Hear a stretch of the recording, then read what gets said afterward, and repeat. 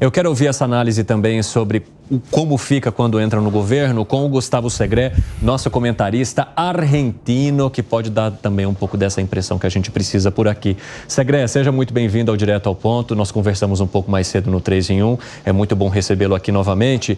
E eu queria falar um pouquinho sobre esse governo de transição contigo, porque o Massa, havia uma expectativa de que ele pudesse renunciar ao cargo antes de Milei assumir, mas ele confirmou à imprensa argentina, numa reunião com a equipe econômica dele, de que sim, ele permanece no cargo até o dia 10 de dezembro, quando assume Milei. E de que forma que você vê essa transição aí na Argentina e o que Milei precisa questionar agora para ele entrar, talvez, com uma transparência maior do que se teve até aqui?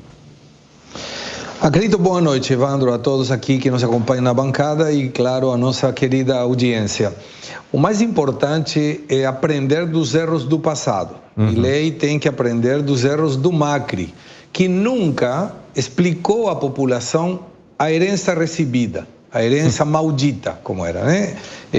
Caixas cerradas, na época muita gente se aposentando sem ter feito aportes, muita gente sendo incorporada no que aqui se denomina planta permanente, ou seja, pessoas que não tinham concurso e que de uma canetada passaram a ser parte do Estado com a estabilidade trabalhista que tem os funcionários públicos. Então, tudo isso me parece que deveria ser um aprendizado para o Javier Milei, indicando, eu recebi tanto de reservas internacionais, a dívida pública é essa, a dívida externa é essa, os comerciais privados estão devendo tanto, financeiros devem tanto, porque é uma muita grana, muito dinheiro que a Argentina não tem. E as reservas internacionais estão negativas, líquidas. O Banco Central argentino está utilizando a linha de crédito do Banco Central, está no cheque especial. Então, acho que essa seria a primeira questão. A segunda vai ser uma transição um pouco mais fácil, porque de 21 ministérios vão ser 8. Então, mesmo que tenha secretarias e subsecretarias com rangos um pouco mais elevados, que tal?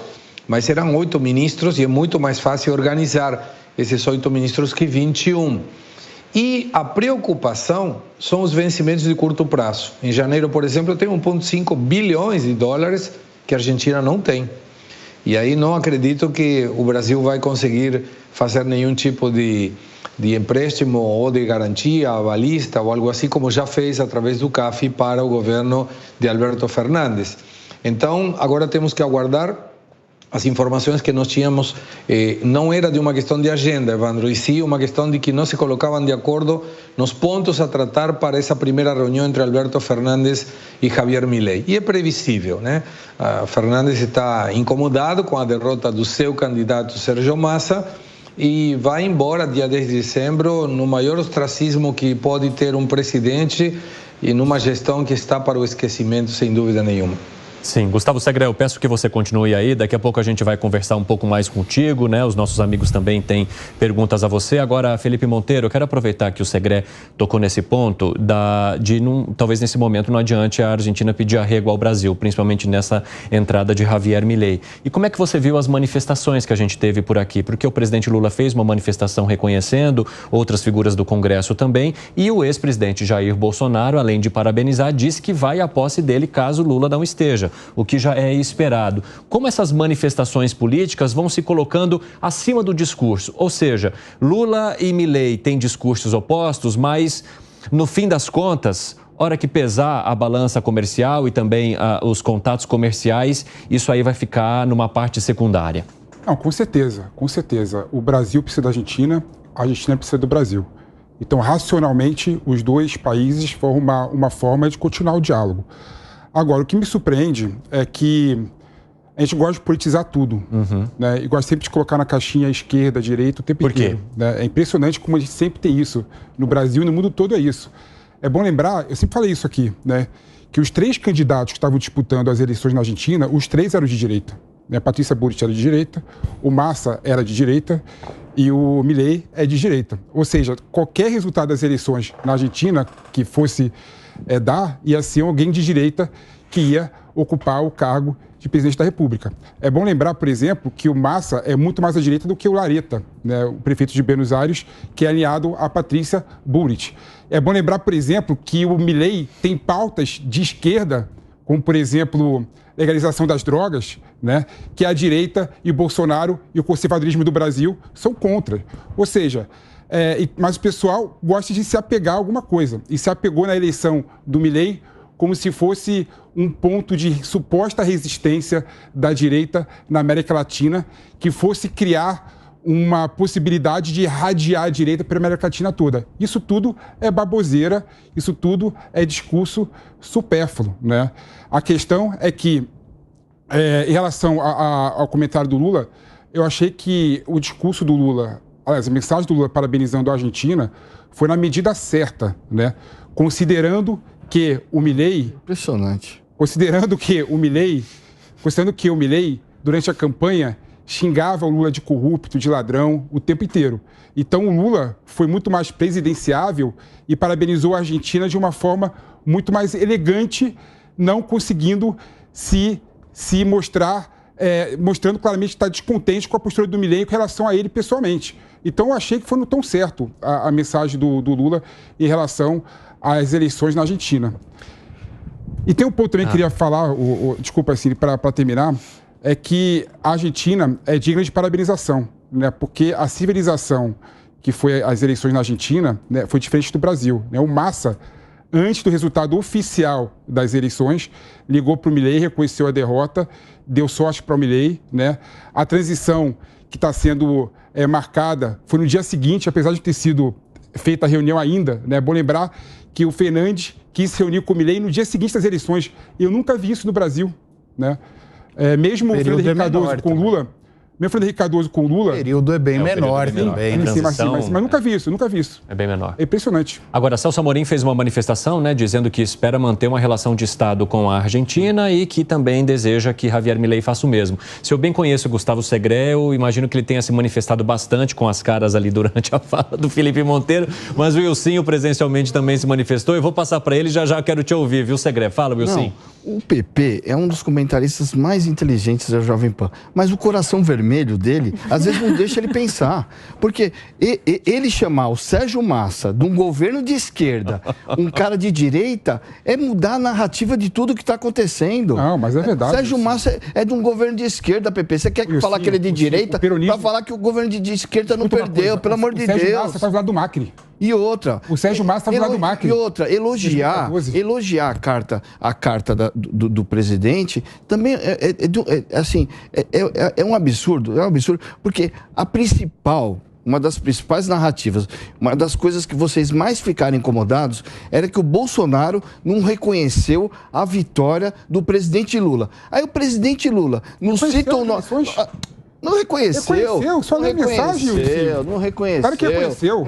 Não fala o nome do democracia da Argentina. Não fala o nome do presidente, igual Bolsonaro não falou o nome do Lula e não reconheceu a vitória e vocês reclamavam. Não, reconheceu. Agora, então, a narrativa tem que ser da mesma forma do que a atitude. Não pode ter uma narrativa e a atitude ser diferente. Gustavo Segré, eu gostaria de te ouvir também sobre o comentário que foi feito aqui pelo Felipe Monteiro em relação, inclusive, às caixas nas quais foram encaixadas os candidatos e agora o presidente eleito Javier Milei. Eu estava me segurando aqui na cadeira e dava 3 voltas no ar para responder o Felipe. Porque Massa é tudo que você quiser que ele seja. Massa é... O que você quer que ele seja? De direita? Ele foi de direita. O Felipe está certo, mas isso foi no começo. Ele foi um dos que começou a sua fase política na UCD, União Centro Democrática, do Álvaro Alzogaray. Todos aqueles que nos denominamos liberais, em algum momento olimos ou ficamos próximos. Era o PAU, a organização que era da juventude universitária de liberais. E o Massa começou aí. Mas ele depois saiu, Felipe. Esse eu estou te falando há muitos e muitos e muitos anos atrás. Hoje o Massa é populista de esquerda, ele não é mais de direita, ele é um camaleão da política com tal de conseguir chegar a essa situação de ser um candidato com expectativa, inclusive, de possível vitória, como foi até ontem. Ele virou casaca um monte de vezes, tanto que o apelido dele é Ventajita. Ventajita, sabe aquele que que consegue aquela casquinha a mais? Esse é o apelido dele. Então, mas hoje não é mais, Felipe, hoje não é mais de direita, não. Gustavo Segré, o Acácio Miranda também gostaria de falar contigo. Vai lá, Acácio. Segré, prazer revê-lo. Quando nós olhamos para as imagens dos discursos da vitória do Milei, é nítido que existe uma grande presença, se não a maioria, de jovens. Eu queria que você falasse a razão, e a gente acaba estigmatizando, dizendo que os jovens normalmente estão vinculados à esquerda, e os jovens argentinos, nas eleições de ontem, nos deram um sinal totalmente oposto a esse. Eu gostaria que você falasse sobre esse apoio maciço dos jovens ao Milei, se isso é uma decorrência da postura do Milei, se isso é uma decorrência da falta de perspectiva desses jovens, quais são as razões que levaram a isso? Tá, é uma resposta relativamente simples e tem a ver com a forma de Milei de se comunicar. Ele começou como um comentarista nos jornais, especificamente numa emissora que chamava A24, e era com esse cabelo que ele penteia até hoje, abrindo a janela do carro. Isso não fala mal dele, esse é o estilo. Aí deixou crescer também aqui, não lembro como se chama em português. Costeletas. As costeletas, as patilhas, patilhas aqui em castelhano, e sempre com uma fala muito agressiva. Ele xingava todo mundo ao ar, quem não pensasse como ele ganhava um xingamento, e isso atraiu a atenção dos jovens que começaram a ver o que falava o Milei. E devemos reconhecer uma coisa absolutamente concreta no Milei.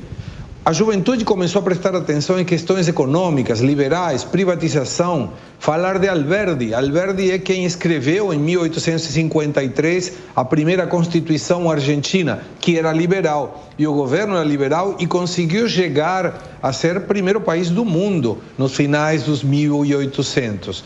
Então, isso é um mérito de Milei. Aí, quando ele resolve entrar na política, e eu lembro ter falado com ele, porque a gente conversava bastante, até ele ser tão conhecido e tão ocupado. E ele me disse que ele queria entrar na política para unir o liberalismo argentino. Esse era o objetivo. E no começo ele brigava com todo mundo. Brigou com Diego Giacomini, que era seu irmão, com quem escreveram muitos livros, iam juntos explicando o perigo da hiperinflação na Argentina. Depois entrou através de Avança Liberdade, que foi o primeiro partido dele, com José Luis Esper, todos amigos economistas de muitos anos. E aí ele brigou com Luis Esper e ele cria a palavra ao contrário. Em lugar de Avança Liberdade, era a Liberdade Avança, que é a frase dele e o partido dele. E a partir daí ele começou começou a empurrar mais juventude, que deixa de pensar nessa tranquilidade de depender do Estado e começa a pensar na possibilidade de ter um futuro dependente do seu próprio esforço. Isso é mérito do Milei. E aí, na última parte da eleição, traz também o aporte do eleitorado mais velho, de mais idade, que é o que traz Macri e a Bullrich, e que com certeza foi quem define a vitória do Milei, porque ele estava a 1.700.000 votos abaixo do Sérgio Massa.